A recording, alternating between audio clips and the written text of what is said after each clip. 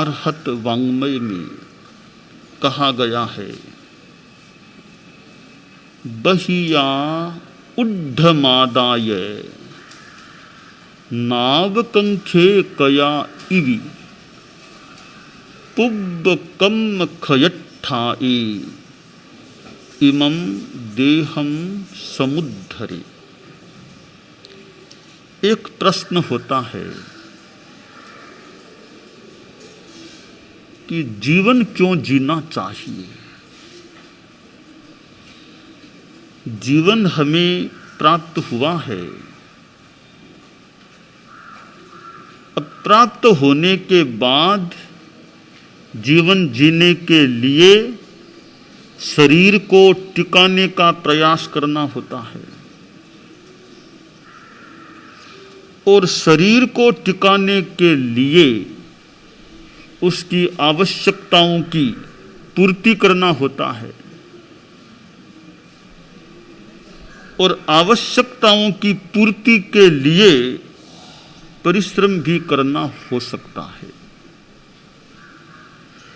हमारे जीवन की और शरीर की कुछ प्रथम कोटि की आवश्यकताएं हैं, कुछ दूसरी कोटि की आवश्यकताएं हैं और कुछ फिर तीसरी कोटि की आवश्यकताएं हो सकती हैं।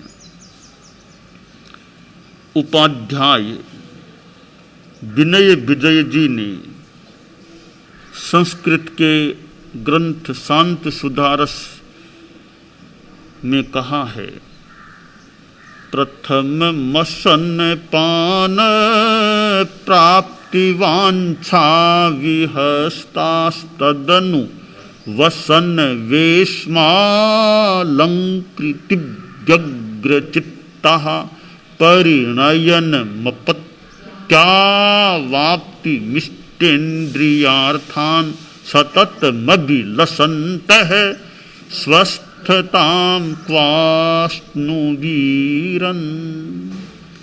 एक सुंदर चित्रण किया है उपाध्याय जी ने कि सबसे पहले तो आदमी को भोजन पानी की चिंता होती है, भोजन पानी चाहिए, उसमें भी भोजन की अपेक्षा पानी और ज्यादा पहले चाहिए सामान्यतया, और यूं हवा भी चाहिए। हवा तो श्वास तो मस्त है, हवा लेना तो प्रथम कोटि की आवश्यकताओं में भी अगर तारतम्य करें तो हवा जीवन की मानो ज्यादा प्रथम कोटि की आवश्यकता है, फिर पानी आवश्यक है और फिर यह भोजन आवश्यक है। इसलिए संस्कृत के श्लोक में कहा गया कि पृथिव्याम त्रीणि रत्नानि जल मन्नम सुभाषितम मूढ़ै पाषाण खंडेषु रत्न संज्ञा विधीयते। कवि ने सुंदर कहा कि रत्न क्या है। उन्होंने रत्नों की श्रृंखला में बताया कि जलम, पानी एक रत्न है। पानी बिन सब सून, पानी नहीं है तो बहुत कठिन हो जाता है। भोजन तो फिर भी थोड़ी देर बाद भी मान लो, पानी तो पहले चाहिए। कोई कह दे रोटी तो मिल जाएगी, पानी नहीं मिलेगा, तो बिना पानी तो रोटी खा के क्या करें। तो पानी तो रोटी से पहले चाहिए। तो सुंदर कहा कि जलम, जल है वो रत्न है। फिर अन्नम, अन्न भोजन आहार, यह भी रत्न है। उसके बिना भी कब तक जिंदा रह पाएंगे। कवि ने तो आगे यह भी कहा कि सुभाषितम, अच्छी वाणी भी अपने आप में रत्न है जिनसे पथ दर्शन मिल सकता है। तो जीवन की प्रथम कोटि की आवश्यकताओं में हवा, जल और आहार है। हम दूसरी कोटि की आवश्यकताओं में देखें तो वसन और वेश में आदमी को पहनने के लिए कपड़ा चाहिए, रहने के लिए मकान चाहिए, यह दूसरी कोटि की आवश्यकता क्यों है कि कपड़े के बिना फिर भी आदमी जिंदा रह सकता है। हमारे कितने मुनि लोग, साधु जो निर्वस्त्र रहते हैं, बिना कपड़े के जीवन जी रहे हैं, तो कपड़े के बिना तो फिर भी जीवन जिया जा सकता है। मकान आवश्यक है, फिर भी बिना मकान भी आदमी काम चला ले। कहीं पेड़ों के नीचे रह गया, फुटपाथ पर रह गया, कोई तंबू तान के कहीं रह गया। ऐसे गरीब लोग कई ऐसे होते होंगे जिनके पास मकान नहीं है तो फुटपाथ पर ही रह जाते हैं, कि छोटा मोटा झोपड़ी सा कुछ बना के वहां रह जाते हैं। तो मकान के बिना भी फिर भी जीवन जिया जा सकता है, पर पानी भोजन ये तो चाहिए ना। और फिर तीसरी कोटि की आवश्यकता है, आगे फिर भी विद्यालय में शिक्षा चाहिए, फिर कभी दवाई चाहिए या किसी को गहने आभूषण चाहिए, फिर आगे भी शादी करनी, शादी, ये कई बातें फिर आगे की बातें हैं। तो तीसरी कोटि में ये बातें आ सकती है। पर पहली कोटि की जो आवश्यकता है उसमें ये आहार पानी है। तो आहार आदमी लेता है, हालांकि आहार की सूक्ष्मता में जाएं तो ओज आहार, रोम आहार, कवल आहार, मनोभक्ष्य आहार, यूं आहार के प्रकार हो सकते हैं। हम एक बार स्थूल रूप में कवल आहार, जिसको कवल आहार बोलते हैं, इस कवल का मतलब ये हाथ से लेके कौवा लेते हैं, वो आहार, उस आहार की चर्चा करें तो वो आहार भी तो आवश्यक है। अब प्रश्न है कि शरीर के लिए आहार चाहिए, और आहार के लिए फिर परिश्रम भी करना होता है, अर्जन करना होता है। आदमी कोई नौकरी करता है, कोई व्यापार करता है, कोई कुछ, क्यों भी कि पेट भरना है। तो पेट भरने के लिए कितना करना होता है। तो हम क्यों करें, इतना जीवन क्यों जिए, इतना जीना, इतना करना, यह सब क्यों करें, आखिर फायदा क्या जीवन जीने से। तो शास्त्रकार ने बड़ी महत्वपूर्ण बात बता दी कि जीना क्यों चाहिए। पूर्व कर्म खयठाए, पूर्व कर्मों को क्षीण करने के लिए, पूर्व कर्मों का क्षय करने के लिए, आत्मा को निर्मल बनाने के लिए, और संक्षेप में कह दे मोक्ष प्राप्ति की दिशा में आगे बढ़ने के लिए जीवन जीना चाहिए। क्योंकि मोक्ष प्राप्ति के लिए साधना आवश्यक है, साधना के लिए शरीर का साधन आवश्यक है।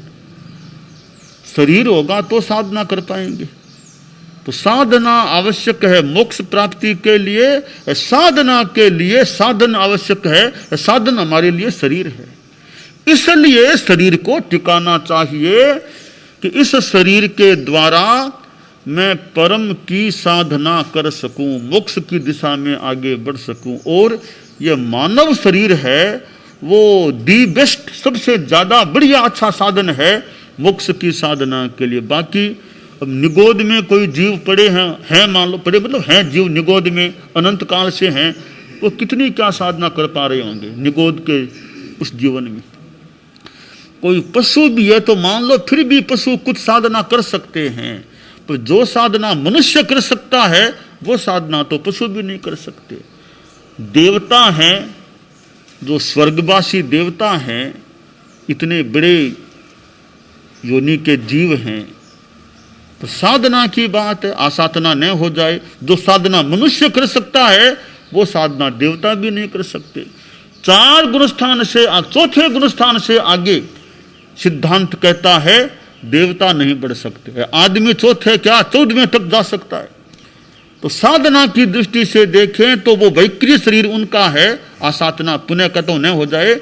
यह मनुष्य का उदारिक शरीर है, वो ज्यादा बहुत ज्यादा साधन बनता है मोक्ष प्राप्ति की साधना के लिए। नरक की तो क्या बात करें, वो तो ऐसे ही दुखी संक्लिष्ट रहते होंगे, वो क्या साधना कितने क्या सोचते होंगे, फिर भी चौथे गुणस्थान से आगे वो भी नहीं बढ़ सकते। हालांकि कोई नारकीय जीव ऐसे भी हैं जो अभी नरक में हैं, नरक से निकलने के ठीक बाद मानव बन के तीर्थंकर बनेंगे। नरक में ऐसे जीव हो सकते हैं जो अभी तो नरक में है, नरक का आयुष्य पूरा करके उसके ठीक बाद मनुष्य बनते हैं और उस मनुष्य भाव में तीर्थंकर बनते हैं, फिर मोक्ष में चले जाते हैं। पर नारकीय काल में तो वे न तो साधु बन सकते न तीर्थंकर की तो बात ही क्या करे। तो ये मानव का तन है, मानव का शरीर है, इसके द्वारा साधना में आगे बढ़ने में सहयोग लिया जा सकता है। इसलिए शरीर को रखना आवश्यक है, शरीर को टिकाना आवश्यक है। टिकाना है तो भोजन करना आवश्यक है, भोजन लेना पड़ता है, क्योंकि कुछ टुकड़े डाल दें, कुछ दे दें, इसको तो काम करता है। कुछ टुकड़े दे देंगे तो काम यह शरीर करेगा, वरना वो कहीं काम करने में आनाकानी करना शुरू कर दे। ठीक, लेटना पड़े भी, भूखे हैं, काम नहीं होता, लेट जाओ, पड़े रहो, तो भी पड़े रहो तो भी कुछ खा लो, कुछ काम करो खा करके। तो काम कराने के लिए इसको देना पड़ता है। जैसे आपके मान लो नौकर कर्मचारी हैं, उनसे काम लेना है तो वेतन देना पड़ेगा ना। वेतन नहीं दोगे तो कब तक कर्मचारी काम करेंगे। तो नौकर को भी वेतन चाहिए, वेतन अच्छा मिलेगा तो खुशी से काम कर सकेगा। वेतन देना बंद हो जाएगा तो फिर नौकर भी एक सेठ साहब छुट्टी दीजिए मुझे और कहीं काम लगूं मैं, तो वेतन चाहिए मुझे। तो शरीर भी वेतन मांगता है, वेतन चाहिए मुझे, भोजन चाहिए तो मैं काम कर सकता हूं। ठीक है, कोई शरीर सक्षम है तो आदमी 28 भी करता है, ज्यादा तपस्या, फिर भी कुछ काम कर लेता होगा। आप फिर कब तक करेगा? 28 कर लो, मास खमन कर लो, 2 मास कर लो, 4 मास ही कर लो, कब तक शरीर काम करता रहेगा? आखिर तो उत्तर देगा फिर वो। इसलिए वो उत्तर न दे, पहले उसको कुछ देते रहो। इसलिए साधु को भी आहार लेना पड़ता है।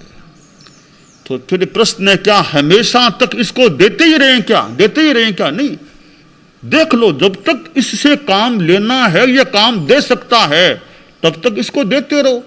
फिर लगे अब ये स्वयं काम देने में अक्षम हो रहा है, अब मुझे भी काम करते करते काफी समय हो गया, अब बड़े शांत भाव से कि अब तुम्हारा वेतन बंद करते हैं।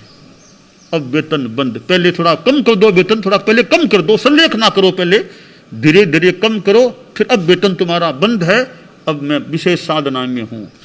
भोजन बंद, फिर आगे कभी पानी भी बंद, और फिर शरीर अपने आप छूटेगा। भोजन पानी बंद करने के बाद तो कब तक टिकेगा ये? तो लक्ष्य भी नहीं है फिर इसको रखने का, बस शांति में रहना, साधना में रहना। यानी शास्त्र में कहा गया, लाभंतरे जीवीय बूह इत्ता पच्छा परिन्नाय मलावधंस। जब तक तुम्हें लाभांतर, नया नया लाभ, यह लाभ वो लाभ, स्वाध्याय कर सकता हूं, व्याख्यान दे सकता हूं, यात्रा कर सकता हूं, पढ़ा सकता हूं, पढ़ सकता हूं, और गोजरी पानी सेवा, वृद्धों आदि की सेवा कर सकता हूं, शरीर सक्षम है, तब तक इसको भले देते रहो, कुछ देते रहो। जब लगे अब तो न तो मैं विशेष कोई सेवा कर सकता किसी वृद्ध आदि की, व्याख्यान दूं तो भी मुझे बहुत जल्दी थकान आने लग जाती है, ज्यादा बोल नहीं पाता हूं, और पढ़ाना लिखाना भी अब क्षमता कम हो रही है।